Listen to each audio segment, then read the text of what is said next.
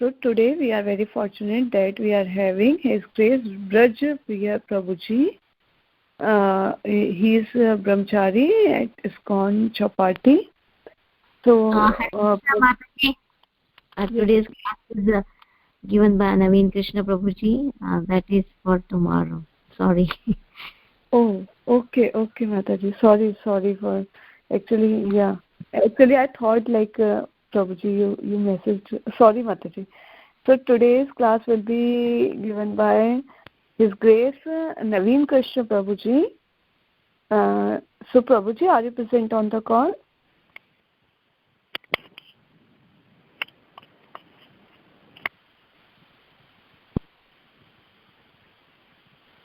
Hare Krishna. Please accept my humble wishes to Lord Prabhupada, all grace to Guru Maharaj, all grace to all the assembled devotees. Hari Bol. Hare Krishna Prabhuji, please accept. Sorry, I'm a bit late. I just came from the temple. So, it's okay, Prabhuji. Now you can take over the call. Thank you so much, Prabhuji. Hare so the Krishna. verse today is text 31, verse 11, right? Yes, Prabhuji. Chapter 32, text 11, right? Yeah. Om Namo Bhagavate Vasudevaya. Om Namo Bhagavate Vasudevaya. Om Namo Bhagavate Vasudevaya. Narayana Namaskritam Naram Cheva Narotamam Devim Saraswati Vyasam Tato Jaya Mudiret Dashpreshu Badreshu Nityam Bhagavata Sevaya Bhagavate Uttama Shloke Bhakti Bhajanashtiki.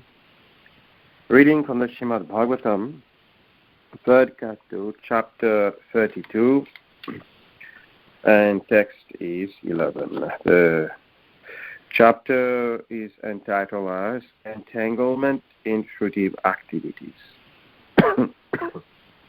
So, I'm going to read the verse. Athatam sarvabhutanam Hiratpadmeshu kirtalayam Shrutanubhavam sharahanam vrajabhavena bhamini. Word by word translation. Atha, therefore, Tam, the Supreme Personality of Godhead, Sarva Bhutanam, of all living entities, Hirta Padmeshu, in the lotus hearts, Krita Alayam, residing, Shruta Anubhavam, whose glories you have heard, Sharanam, unto the shelter, Vraja, go, Bhavena, by devotional service, Bhamini, my dear mother. Translation and purport by his confound Acharya, His Divine Grace, Srila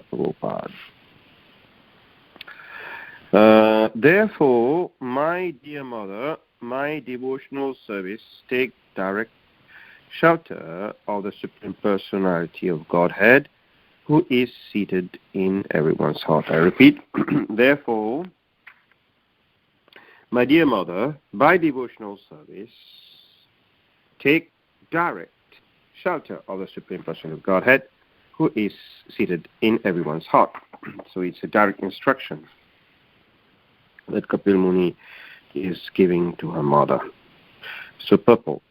One can attain direct contact with the Supreme Personality of Godhead in full Krishna consciousness and revive one's eternal relationship with Him as lover, as Supreme Soul, as son, as friend, or as master. One can re-establish the transcendental loving relationship with the Supreme Lord in so many ways, and that feeling is true oneness. Repeat again. One can re-establish the transcendental loving relationship with Supreme Lord in so many ways, and that feeling is true oneness. The oneness of the Mayavadi philosophers and the oneness of the Vaishnava philosophers are different. The Mayavadi and the Vaishnava philosophers both want to merge into the Supreme, but the Vaishnava do not lose their identities. They want to keep the identity of lover, parent, friend, or servant. In the transcendental world, the servant and master are one. That is the absolute platform. Although the relationship is servant and master, both the servant and the served stand on the same platform. That is oneness. Lord Kapila advised his mother that she did not need any indirect process. She was already situated in a direct process because the Supreme Lord had taken birth as her son. Actually, she did not need any further instruction because she was already in the perfectional stage.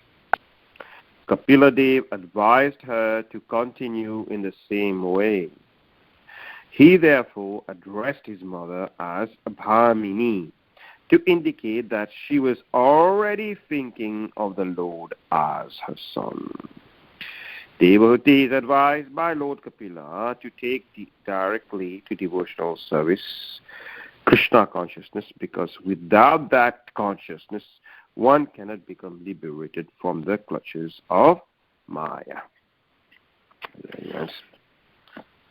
Om Ajnana Timirandasya Jnanam Jnana Shalakya Chakshurmitam Yena Tasmai Shri Guruve Namaha Shri Chaitanya Manobishtam Sthapitam Yena Bhutale Swayam Rupa Kadamayam Dadati Swapadantikam Vandeham Shri Guru Shri Utapadakamalam Shri Gurum Vaishnavam Sacha Shri Rupam Sagrajatam Sahagana Raghunantam Vitam Tam Sajivam Sadvaitam Savadhutam Parijana Sahitam Krishna Chaitanya Devam Shri Radha Krishna Padan Sahagana Lalita Shivishakam Vitam Sacha He Krishna Karuna Sindhu Dinabandhu Jagatpate Gopesha Gopikanta Radha Kanta Namastute Tapta Kanchana Gourangi Radhe Vrindavaneshwari Vrishabhanu Sutadevi Pranamami Hari Pri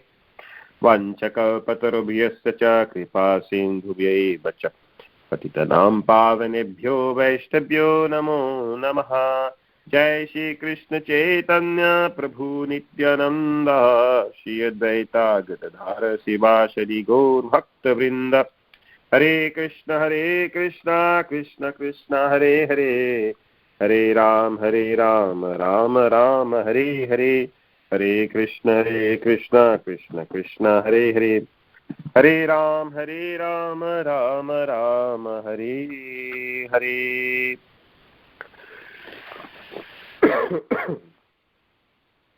So, welcome again to this chapter where we can discuss the process of yes, explained by Kapil Muni to our mother. But this verse, today's verse, is related to the previous one, of course, where Kapil Muni described about the detached yogis. You know, the different. In the previous chapters, also we've seen how Kapil Muni been describing the different methods of the God realization, in the sense that in the beginning, as I mentioned before last week, that in the 32nd, this chapter, after speaking about returning to the world by Sakama Karma, the Jiva comes back to the world by Sakama Karma, and not returning to the world by Nishkama Karma. So that's the point Kapila Muni is emphasizing, that even if we some people, they follow the various dharmas, kama, artha, what's that, kama, dharma, kama, artha, moksha, the main principle, goals, ends of normally people follow dharma like that. So even that, even by performing the prescribed activities, but if that is, they have still material desires in their heart, they have to come back in this mortal material world. So karma doesn't work if we want to go back home to Godhead. So we have to do devotional service, nishkam karma. And that was explain the difference between the Prabhupada in his purport explaining about the difference between Grihamedis and Girastas. The Grihamedis' life is centered around self gratification, whereas the Grihastas, they are centered around self-realization. And as Kapil Muni is elaborating, he mentions about the different worship. Those who take to the worship of the pictures and devtas, they go to the heavenly planets, and once their pious activities are over, they fall down again. And again, he mentions that these planets are attained by the dharmic householders. And nevertheless, he mentioned that at the end of the day, the Ananta means the Lord. All these planets are destroyed at Pralay. So the intelligent person, they are able to understand that and try to achieve something that is not temporary. So Kapil Muni described this the foolishness of these people in the sense that they can never attain peace and pure consciousness. So, having described this sakama karma, then Kapil Muni, it now describes the nishkam practitioners. And stress that the nishkam practitioners, they do not desire the results of their actions. They are unalloyed devotional service, right? They are unattached, nisangaha, and offer the results of their actions to Krishna. Nesta karmana. Then engrossed in the action of detachment and with no sense of possessiveness or of ego, their consciousness is purified, and performing their regular prescribed duties in their grihastha ashram, they attain higher consciousness and higher understanding. And in that way, they are able to go beyond the different lokas and cross the Vraja River and enter the spiritual world. So,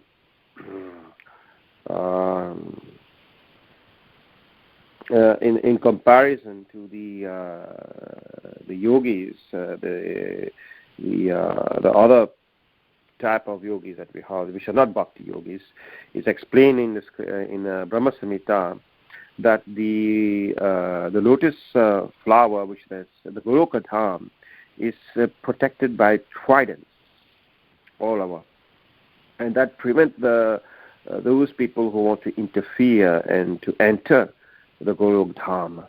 Those yogis, by their power, those things are by their power, they can travel and enter. So this is also protected. They're not unable to go into that.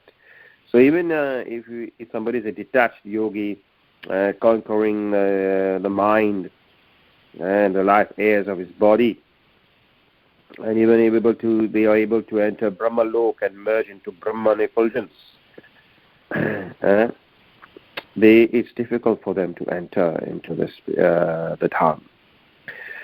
So Kapil Muni also mentions that those people who worship Brahma, the demigods, for instance, they can attain that loka of the demigods. So if you want worship Brahma, you go to Brahma Lok. You worship Durga, you go to Durga Lok. You worship Shiva, you go to Shiva Lok. And we know, although that we know that at the end of the Pralaya, everything is dissolved. But Prabhupada mentioned, I was reading, Prabhupada mentioned that they are unable to grant liberation. You see. Neither Brahma, nor Shiva, no other demigods, they can grant liberation, mukti. See, Muktinath, there is a place in Nepal called Muktinath. People go there for liberation, actually. So, mukti dene wala, this mukti, the one who gives mukti, liberation, is not Brahma, no Shiva, no the demigods, no one except Vishnu. Lord Vishnu is the only one awarding the mukti, liberation. I was reading that, I think it is in the previous shloka where I was reading this. So, that's why we have to understand that we have to be fixed in our path. Now, and other advice that's a direct instruction Kapil Muni is giving to Amada to practice devotional service directly. And then, and here we can see that Srila Prabhupada is addressing her mother. Kapil Muni is addressing her mother, his mother, as Bhamini. And this word is interesting, this word Bhamini. Bhamini or Bhavini. His mother as Bhamini. You can see that in the last sentence of the shloka. Vraja Bhavena Bhamini. So if you read the translation of Prabhupada gives word by word, Bhavena by devotional service, Bhamini, my dear mother. But the way they are addressed, so here, Srila Prabhupada, I'm reading from the purport, Srila Prabhupada mentioned that Kapil Muni is addressing his mother as Bhamini to indicate that she was already thinking of the Lord as her son. So there is no need for her to go and adopt any other process of self-realization, since the Lord took birth as his son. So it's a direct process. So he just has to think one has to just think about Krishna. And Mother Devotee is so fortunate that the Lord is a son. So that bhavna, that just like Srila Prabhupada was mentioning, that we don't have to go and try to acquire and to discover or to revive the eternal relationship with Krishna. Now it's already in the Vatsala Bhava. She is already in the Vatsala Bhava. And that's a recommendation to serve directly as in the Vatsala Bhava. So, although Kapil Muni has been elaborating all these details about the different paths of God realization, and now he's giving the direct instruction to her mother to worship him as his divine son in the Vatsala Bhava. So what happens is that she naturally had that bhava. The only thing was to connect was that detachment part, right? Because the father just left, and then like that he has that still attachment was there, little attachment there. So by listening to Kapil Muni, that attachment is gone, and that pure bhava vasabhava appears, is manifested. So, and on the other side, we get the teachings as well through this conversation.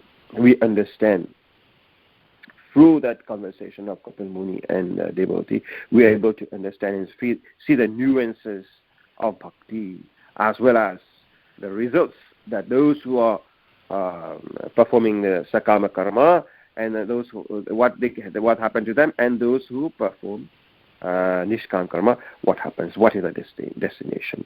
So through this conversation, we're able to see and analyze the different aspects of bhakti, of devotees, of different types of devotees, and non-devotees as well, because we can see the results in the previous chapters and previous verses. So, and he mentioned, and Kapil Muni mentioned that he has this feeling that these teachings that I'm giving to you, but it's a bit useless sometimes, since she is already advanced. Her mother is already advanced in devotional service. So for her, the teachings are actually useless, because the goal of knowledge, the goal of knowledge is not to be knowledgeable. And we don't Vaishnava community. We don't become knowledgeable. We become knowledgeable, but the goal of knowledge is not to become knowledgeable. The goal of knowledge is to become more humble and to serve Krishna in our original Sarup, like Sri Prabhupada mentioned, Sarup Siddhi. What our original constitutional position in service to Krishna. That's the goal of knowledge, to realize. But since in this case, devotee Mata is addressed as Bha, so meaning that she is already thinking of the Lord as her son. She already has the Bhav already. So all this knowledge, all these teachings, Kapil Muni is saying, is useless for you, mother. But for us, it's very useful. For the mother devotee, is useless for her. But it's for us, it is very useful. Actually, the teachings and all this knowledge is meant for us, those who are Shrotā, those who are listening, those who are studying and listening. This whole knowledge is beneficial for us. And Srila Prabhupada mentioned that at the end, you see, Prabhupada mentioned, I'm reading, devotees advised by Lord Kapila to take directly to devotional service, Krishna consciousness, because without that consciousness, one cannot become liberated from the clutches of Maya. So, it's in Maya, from the clutches of Maya, but this Krishna consciousness, we have explained in Bhagavad Gita 4:11. If you read the Bhagavad Gita 4:11, Krishna says, "Mam eva ye prabhadyante mayam etam tarantite." Let me see this verse, right, where Krishna mentions about those who surrender to me can cross over my Maya. That's the guarantee Krishna is giving to us. So, let me see when the purport, if you see the purport, how Prabhupada elaborates on this. Ye yatha mam prapadyante tamastateva bhajanteam mamha vartaman vartante manushya partha sarvasha. So, Krishna says, I reward you according to your surrender. Usually, that's the main thing. So, the meaning of mam eva ye prapadyante mayam etam tarantite. Mayam etam tarantite. So, that's a guarantee that Krishna gives us in the Bhagavad Gita, that we can cross over this ocean of material suffering and Maya. We can be detached. So that's why we have to take to this process very, very seriously. And the other danger is we should not try to imitate. We have a tendency to say, okay, now we can be like I have this. This should be something which is intimately connected to Krishna, so, and revealed by our spiritual master. we should not try to imitate Devahuti or try to imitate Arjun or imitate other personalities. It is say that we should walk in the footsteps of the previous acharyas, and the previous acharyas, they all, if you see, the bhavana, the bhakti, it has been revealed. It reveals according to time, and especially by the spiritual master. But there is no, in our tradition, we don't exhibit those bhava. If ever it is internalized, but not externally. It's not being manifested. So we should be very, very careful of not adopting. If we say it's a direct method, he just like this way, he has any instructions being given by coming directly that devotee is in Vatsar Bhav.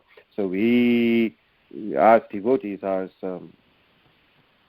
beginners of Krishna consciousness, we try to follow our rules and regulations and our bhakti and perform our sadhana in such a way that during due course of time, that particular Sarup Siddhi which we are and that relationship that we have with Krishna will be revealed accordingly. And if in this lifetime it's manifested, it's internalized. It's not something that is we project outside. And most in our tradition, it's like that. So that being said, it's irrelevant to think that we have to imitate a particular bhava, a particular way, in our daily practice of Krishna consciousness. So I'll end here. It's a very short purport and short. So I'll open for discussion, and any comments are most welcome. Haribol.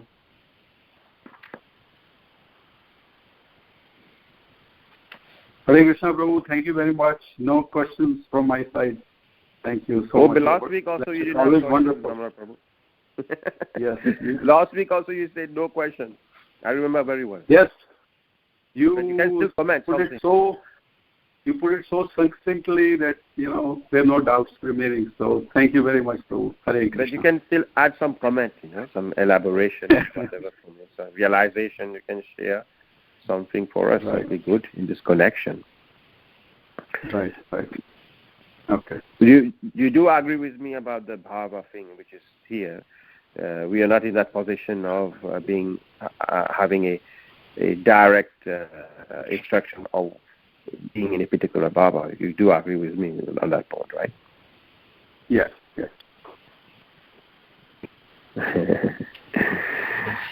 Any other person want to add a particular comment or question?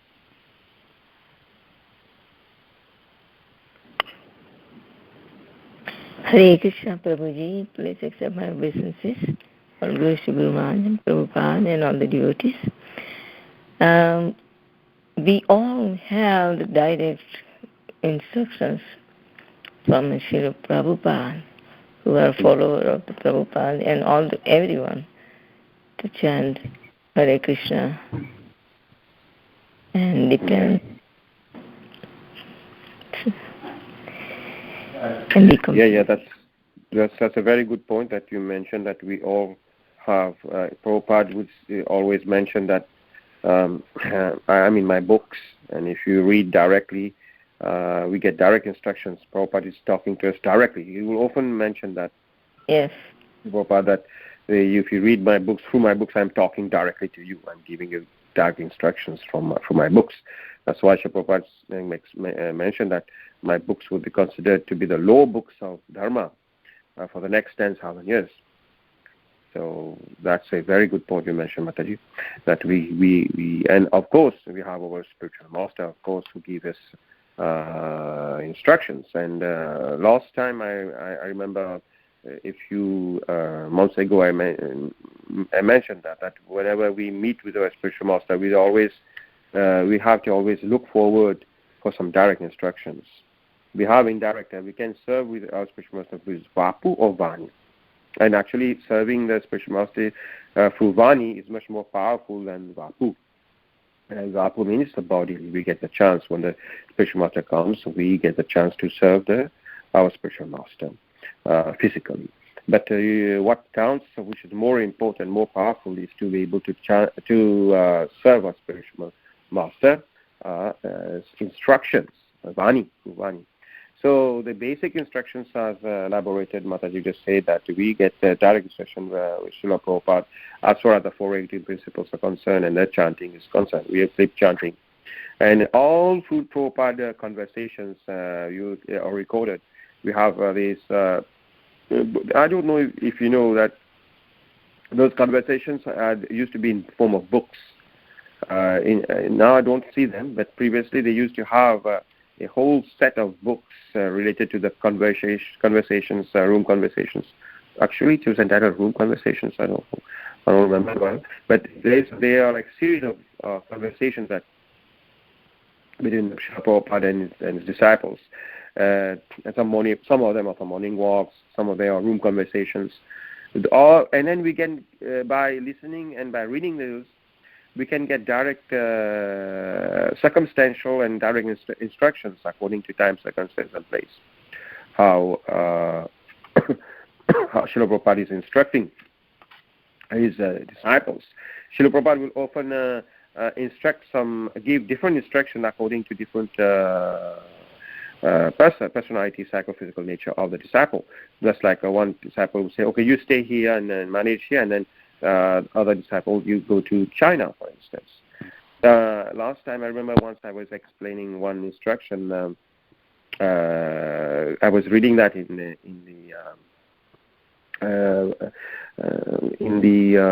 Ekadashi. During Ekadashi, we get this magazine that comes nowadays, comes like email. I forgot the name of that magazine. There's a story, Guru Govinda Maharaj temple, when Prabhupada visited Maharaj in Bhubaneswar, and Srila Prabhupada was very eager that Maharaj would translate the Srimad Bhagavatam in Orissa language. Then Srila Prabhupada came and asked Maharaj, how is the translation going? So because that's when instruction Srila Prabhupada gave to Maharaj to complete the translation of the Bhagavatam into the local Orissa language. So then Maharaj said, I'm so stuck in the management of the temple, and it's so hard to find time to translate everything. So Maharaj Prabhupada said, no, we will find someone to do the management, and you can be more free to translate. So that being said, there was one devotee come from New York, Prabhupada disciple from New York, who was visiting the Bhubaneswar temple, and Srila Prabhupada called him and gave him instruction, okay, so you please stay here and you manage the temple here, so as we can free Guru Govinda Maharaj to translate the Bhagavatam books. Then the disciple said, Srila Prabhupada, I got so many responsibilities in New York there, so if I'm here, so who will take care of that? Then Prabhupada said, we will take care, don't worry, we'll make some arrangement. We'll just stay here, we'll make all the arrangement there, so you don't have to. And then Srila Prabhupada, but here I'm not adjusted with the food and the weather and everything.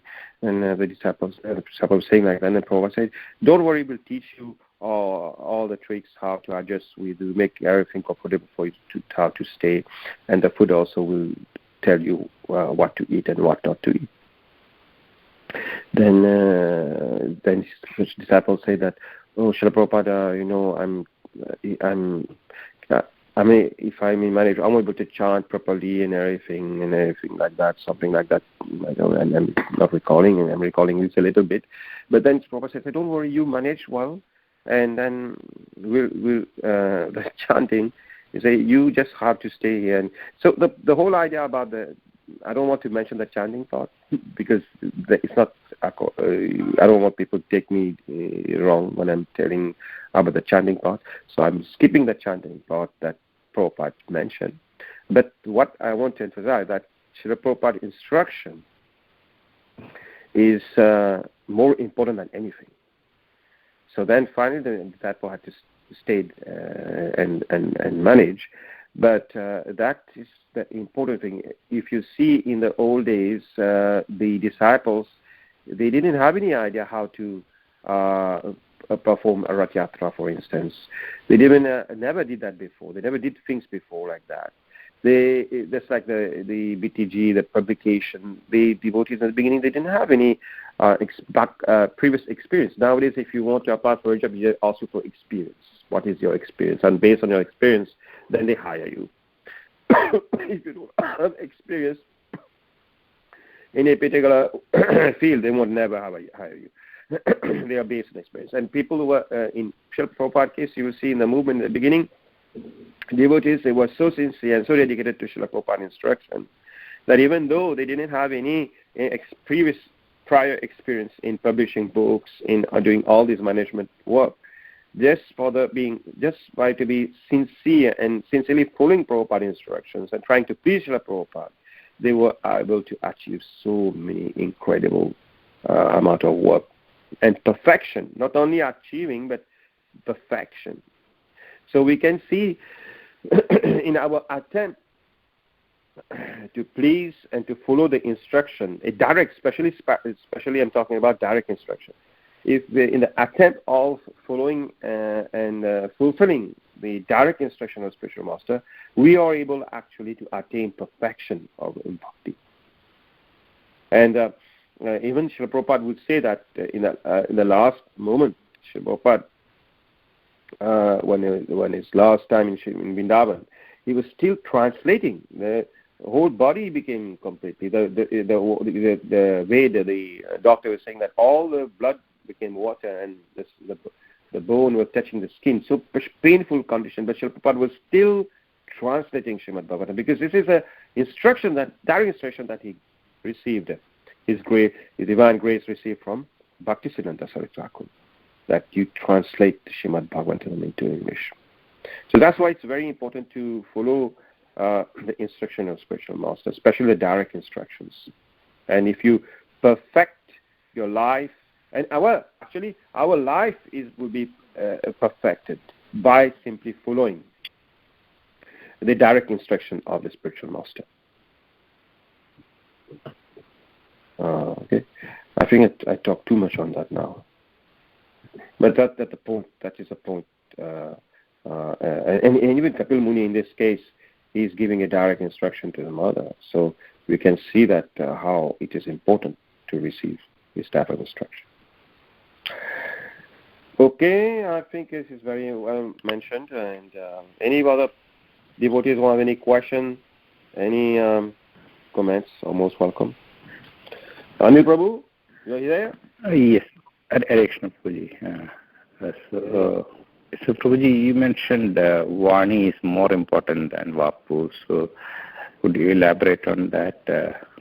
Yeah, usually we will get the chance to serve the spiritual master physically, but we don't get the chance to always serve the spiritual master physically, because the spiritual master is traveling, and he won't physically. We are in a particular location, geographical location, and we are very often not so we are not so free that we can always travel with spiritual master. Like especially we are householders, and we don't get the chance to serve the spiritual master physically.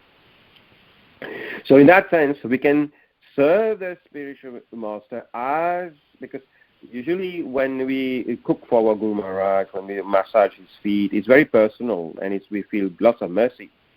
But actually in our tradition, Vani is more powerful in the sense that you can in separation you're serving. The whole movement of Chaitanya Mahaprabhu, you see Mahaprabhu, when Mahaprabhu came, he was always in this mood of vipralamba, of separation. And he will always cry for Krishna. And always, we never say, I attained Krishna. Although he was Krishna in the mood of Radha, but he was teaching us how we should cry for Krishna, how we should hanker for Krishna. Always longing, that longingness will be there in that separation mood. And if you see the Vaishnava bhajans, Bhaktivinoda Thakur and Narottam Das Thakur, they express that mood of separation and service as well. So we always in that mood. Our spiritual master is far away, we hanker for. It's more easy. It's better. How it is better? Because we will be always focused on the instruction and trying to please. Srila Prabhupada, when Srila Prabhupada was here, lots of devotees his disciples couldn't see him personally, physically. They will receive initiation by post. They will send the mala by mail, and the temple president will give the mala, and the instruction will be there. This is how some of the devotees, some of the Prabhupada disciples couldn't meet Prabhupada. So, but nevertheless, they were able to associate with Prabhupada, and by performing, the Prabhupada will write letters.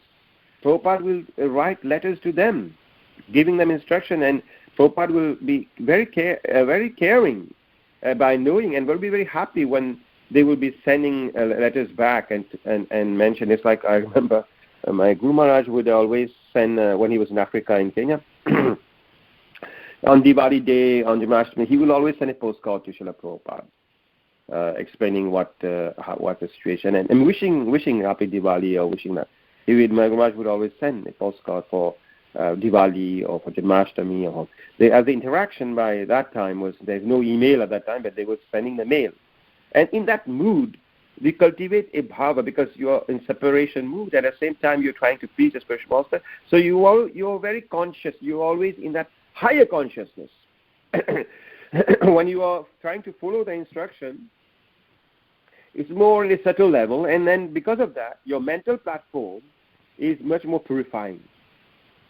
Your physical body is purified physically, one expression master, but on the mental platform, your mind is purified by the following of the instruction of spiritual master, because you're always meditating how to please your spiritual master. You're always meditating, am I following the instruction of my master? You're always trying your best to follow the instructions.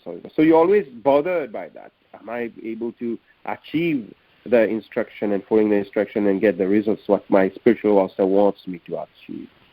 So that's your constant botheration, your constant meditation, your constant goal. So in that sense, that's how the instruction of spiritual is very, very powerful. Guru Mukha Padma Vakya Aura Chititena Kya Arana Kohimane Asha. When we sing the Guru Puja in the morning show, we always mention that. Guru Mukha Padma Vakya Chitete Koriya Ekya Arana Kori Ho Mane Asha Arana Kori Ho Mane Asha. और कोई नहीं आशा है मेरे मन में. I don't have any other abhilasha, ichha. I don't have any desire than to fulfill the instruction of Guru Mukha. The words emanating from the lotus mouth is a perfection that fulfills all desires. The words emanating from the lotus mouth is a perfection that fulfills all desires. That is very sublime. So whatever words emanating from our spiritual master's mouth, whatever words emanating from Srila Prabhupada's mouth, if you take that seriously and try to follow, that will be perfection of all desire. That becomes perfection. And then there will be no other desire in our heart. Can you imagine we become desireless? Desireless means you're serving Krishna completely. That's all. That's a very, very high level of achievement. If we're able to do that, to become how peaceful we'll be, how self-content, how satisfied we'll be spiritually inside when we'll be able to fulfill the desire our spiritual master, because the desire of spiritual master is like a desire of Krishna. Sakshat hritena samasta shastra yukta shatha bhavita sadi kintu prabhoya priyavitasya vande guru sri sharanarandam. Sakshat hritvena, all the scriptures mention that the spiritual master is Sakshat Hari. Is to be considered as Sakshat Hari, as Krishna himself.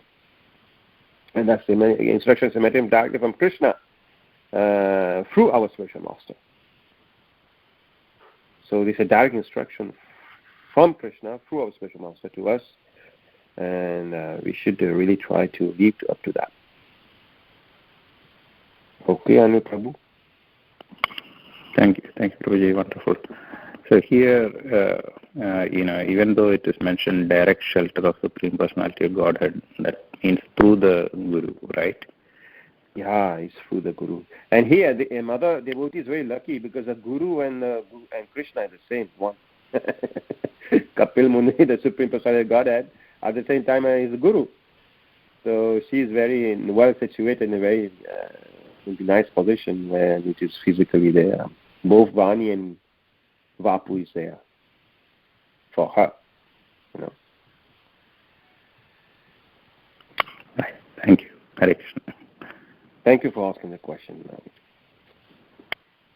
I always look for questions from you guys every week. Then the class become interesting. Any other question?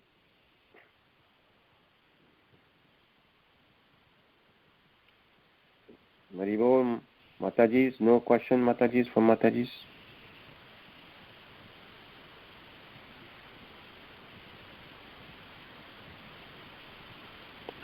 शर्माना नहीं चाहिए प्रश्न पूछने के लिए. Hare, thank you for elaborating Prabhupada's instructions. Thank you. Hare Krishna. Hare Krishna. Any other question or comments?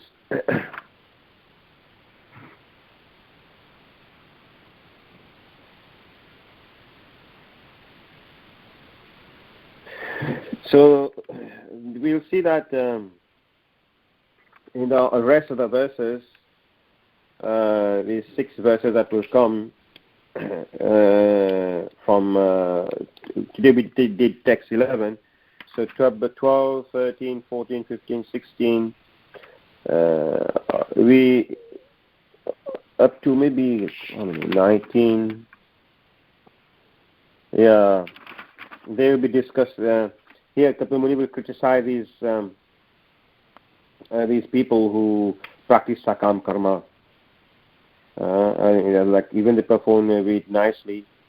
Kapil Muni will criticize on them how their minds are affected by passion and desire. How the artha, especially the artha kama type, they are really interested and get stuck in the samsara. That will be interesting to see that. That will be the following 6 verses coming. So I think if you guys don't have any questions and comments, we will end here. Hare Krishna Prabhu, Dandavat Pranam. Yes, Mataji. I have one comment. When you were telling in the class, means our goal is not to get the knowledge, means our goal to become a humble devotee, means servant. The servant, that was very nice, Prabhu. Thank you so much for a wonderful class. Thank you. Yeah, because we are very lucky to have access to so many scriptures and Vaishnava literatures. But our approach to study Vedic literatures is not to be knowledgeable, to claim ourselves to be knowledgeable. The goal is to surrender. That's the objective. The objective is to surrender. That's why Krishna says in this chapter 4, text 11, what I mentioned, Ye yathamam prabhajante tamastateva bhajamayaham. Bhajanti. So Krishna is doesn't see that whether you are very knowledgeable or not. That doesn't concern him. This has nothing to do. What he wants us is the love, the bhava that will come through surrender. So the objective of knowledge actually is to surrender, to become more humble and more And an example given in Shastra is like a mango tree. If a mango tree is full with fruits, full of mangoes, what happens to the tree? The tree will always bow down. The tree will bow down, become more humble. And that is a symptom of somebody who is very knowledgeable, very humble. People who are very knowledgeable, they're very, very, very humble. So that's to be really taken into account. Our knowledge is a combination of knowledge is service, seva, devotional service. That's a real thing. Although we know about Ado, Shadha, Tata, Sindhu, Sadhu, Sangha, Tata, Bhajana, Kriyaha, Tata, Nartaha, Nivritti, Tata, Nishtaha, Ruchi, Tata. We know that path in the beginning that we have like a Shadha, we have to have faith, and with faith we get association with Sadhu Sangha. With Sadhu Sangha we are engaged, through the association of devotees, we are engaged in Bhajana Kriya by doing devotional service. We know that. But up to us coming to the stage of Bhajana Kriya, we had to become humble. We had to develop that level of knowledge that will make us do Bhajana Kriya. Who will accept to wash the pots and Sunday feast and clean it nicely so much? Unless you have certain level of realization and knowledge, unless you have knowledge, then you can do that. Actually, some people, they already have that bhava, service bhava. But you can see, I don't want to mention where, but you will see that some people don't have that feeling of service or doing something.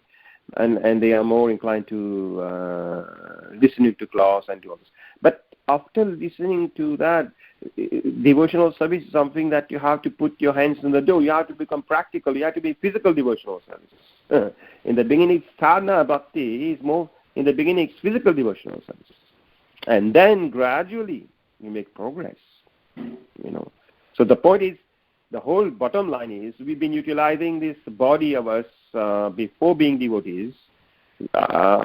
People, not everyone is so fortunate to be born in a Krishna conscious family.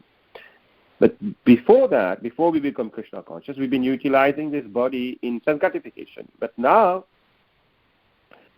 through the power of physical devotional service, we are purifying this body. Right? When that understanding of purification, it goes side by side. Means knowledge at the same time, we are reading Bhagavad Gita, at the same time we are practicing bhakti physically. So the point is, if you want to better understand Bhagavad Gita, you have to practice physical devotional service. That's why when I was 12 years old, I used to read Vivekananda books, Tonics of the Soul. And he mentioned there that you can learn the Bhagavad Gita better on a soccer ground. I couldn't understand that point. When he mentioned that, how can we learn Bhagavad Gita on a soccer ground? By playing. That is what he was meaning, that you understand the purpose of the Bhagavad Gita when you physically engaged in devotional service. But it's only by reading Srila Prabhupada books and being Krishna, and then I'm realizing what he wrote in that book, that instruction about how can you can better understand Bhagavad Gita or by playing soccer or something like that. So what I mean is we can actually there's a difference. Actually the topic that I'm talking about is the difference between Gyan and Vigyan. There's a difference between knowledge and Vigyan is, what is Vigyan? Anybody?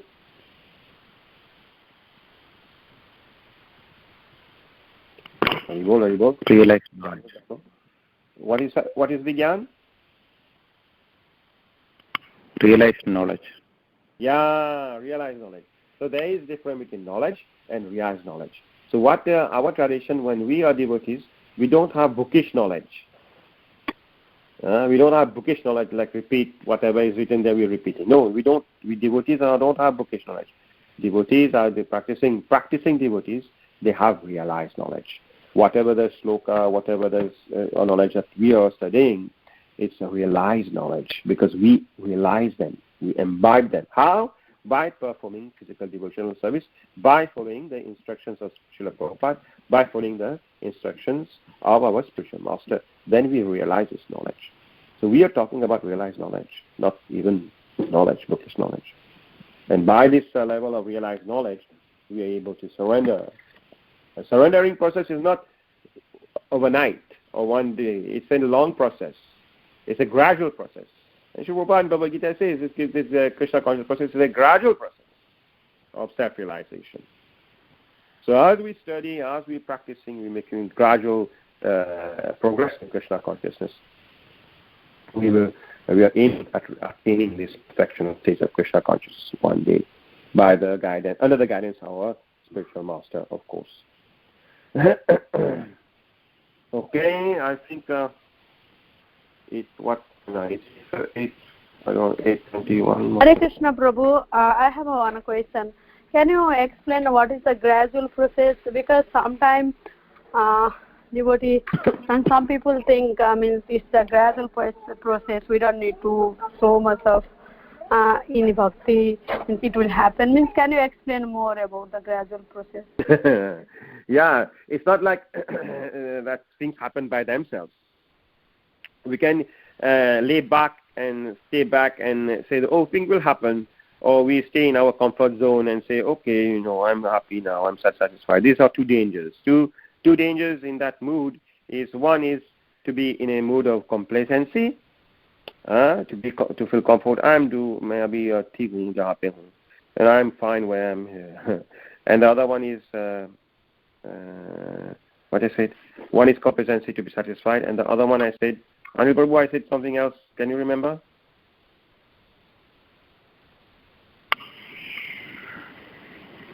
I say too fast. No. You don't remember? Sorry. I try to rethink again. So I was saying that there's two dangers. One is to sit back,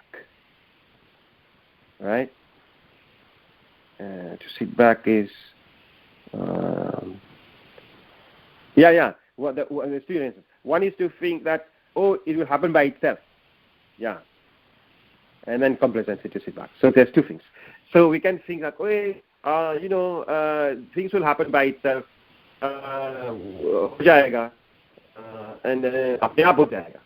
By itself. It will happen by itself. And the second danger is to sit back and to be in state of complacency. So gradual process of Krishna consciousness, the development of Krishna consciousness doesn't mean these two. So when we are talking about gradual process of development, it should be in respect with perfecting our sadhana bhakti. For instance, example, if I am chanting my rounds, okay, so as basically Srila Prabhupada explained that in the beginning we are chanting with offenses. Okay, so an offensive stage of chanting, because we are chanting now with offense. Now there's 10 nama prad, whatever we are talking every day, we recite the 10 name offenses, offenses on him, and then we have seva aprad. And then the worst one is Vaishnava aprad. 3 types of offenses. Okay, we have nama aprad, seva aprad, and Vaishnava aprad. So in the first stage of chanting, we are chanting in the offensive stage. The second stage of chanting is clearing stage. Right? We are being cleared for all these offenses, the clearing stage. And then the third stage of chanting is bhava stage, where we're chanting with bhava, with emotion for Krishna. Right? So the gradual process of chanting means that in the beginning I'm trying to concentrate on what I'm chanting. I'm trying to concentrate on not performing those 10 offenses. You see? And then when I'm doing my devotional service, I am trying to focus on not performing seva aprad. So while I am practicing my physical devotional service, maybe by performing this, I burn bridges, for instance. Suppose I had to serve my spiritual master, and I had to cook something in the kitchen, but I didn't ask permission with the head cook, and just enter the kitchen, I disturb the devotees, and I just take things away and put things like that, and quickly I just went and give it to my spiritual master. Just because I had to serve my spiritual master, I caused so much unnecessary disturbance to other Vaishnavas in the kitchen. An example I'm giving. So that is a seva aparad. We can do our service, but to please our spiritual master. But what did we do? How did we do the service? We did it. Although we pleased, maybe the prasad was cooked nicely, and spiritual master was happy. But how did I achieve that result? In what mood? In the mood of passion, in mode of ignorance. What mood? We were in mode of passion, and being in mode of passion, we burn bridges and committing offenses to all the Vaishnava devotees, and we commit seva aparad. So that is to be watched. How I am performing my physical devotional service day to day, and how that is a gradual development. So maybe one day I'm performing my physical devotional with more ignorance and passion. I'm forcing myself. Oh, I don't want to do that. I don't want to chant today. Oh, I'm forcing myself to chant. Someday I'm chanting nicely. So we have different modes. So we can analyze like that. Okay, gradually, I don't want to be performing my devotional service in the mode of passion or in ignorance. I want to perform my devotional in the mode of goodness. So I'm trying hard. So from my side, I'm making an effort to try to perform my devotional service in the mode of goodness. So if I want to perform my devotional service in the mode of goodness, then I will try to create that atmosphere and to guard myself against committing those seva aparadhas so as I can perfect my service. And that is gradual process of perfecting devotional service. So when I'm trying to work it out towards perfection.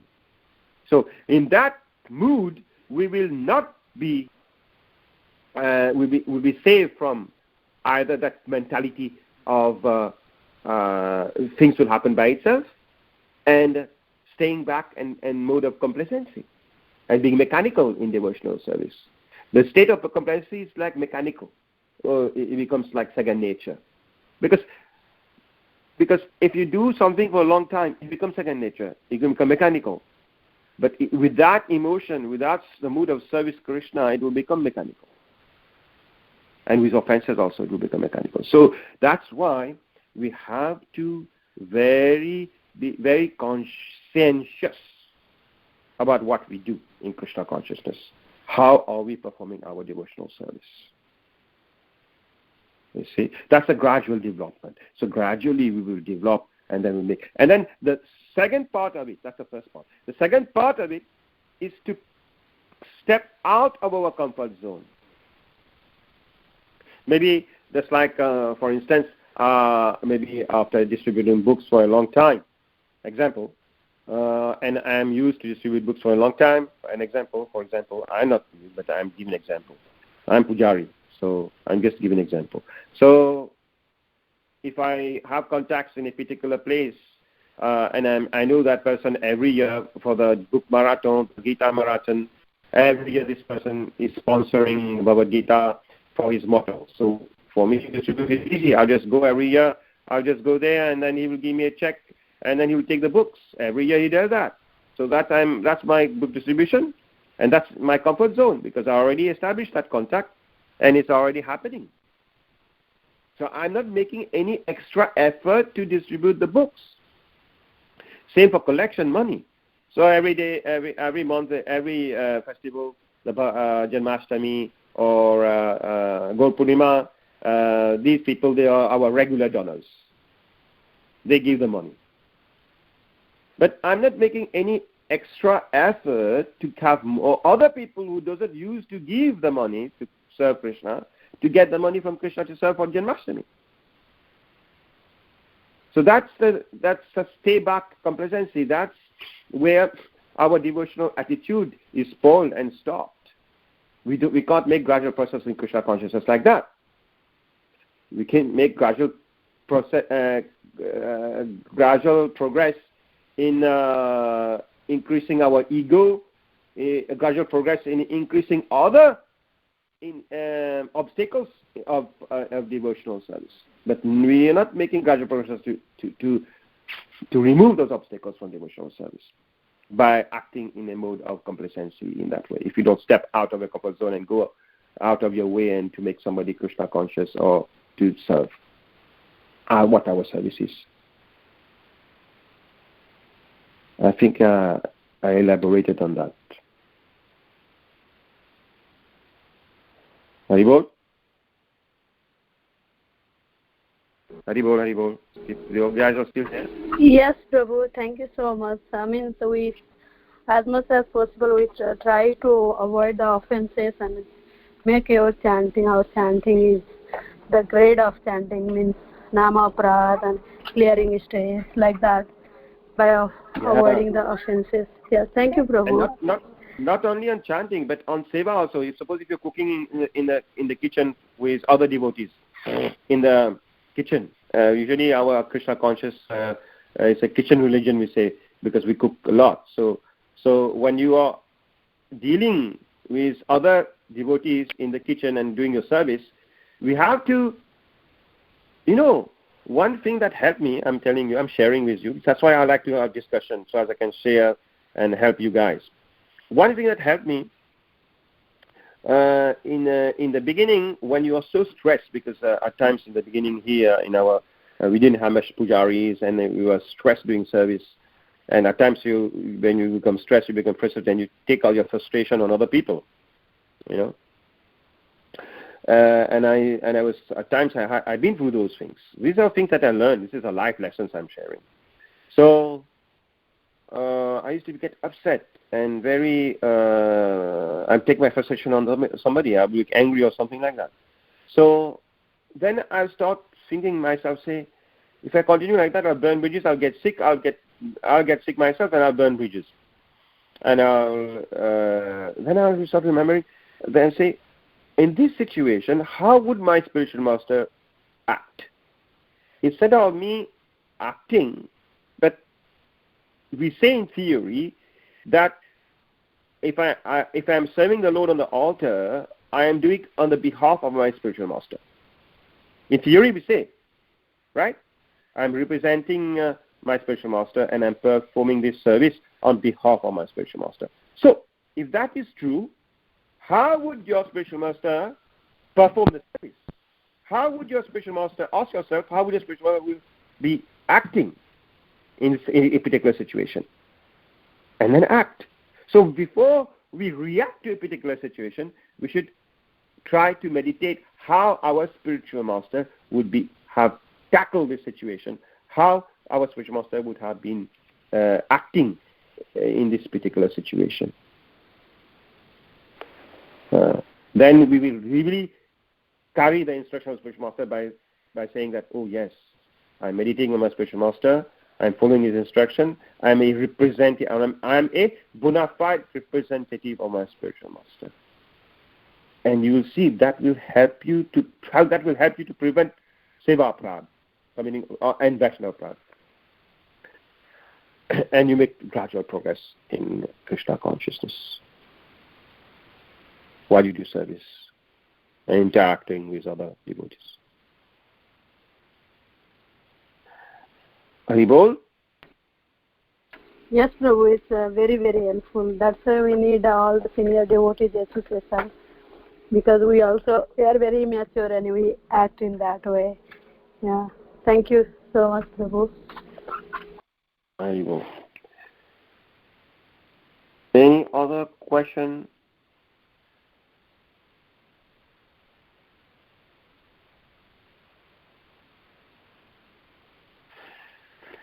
So, Shamagori Mataji, I think nobody has question. It's already 8:30, so we finish here, or what's the situation? Haribol? Hare Krishna Prabhu, yes, you can end the class if there is no question or comment. Somebody was talking something. Huh? If there is nobody? I was saying, Yes, Prabhu, yes. we can finish. We can conclude. Thank you very much. Hare Krishna. Okay. Okay. Namo Namaha. Thank you for listening and for the discussion. We'll see you all next week. Hari Bol. Hare Krishna. Thank you. Hare Krishna. Hare Krishna.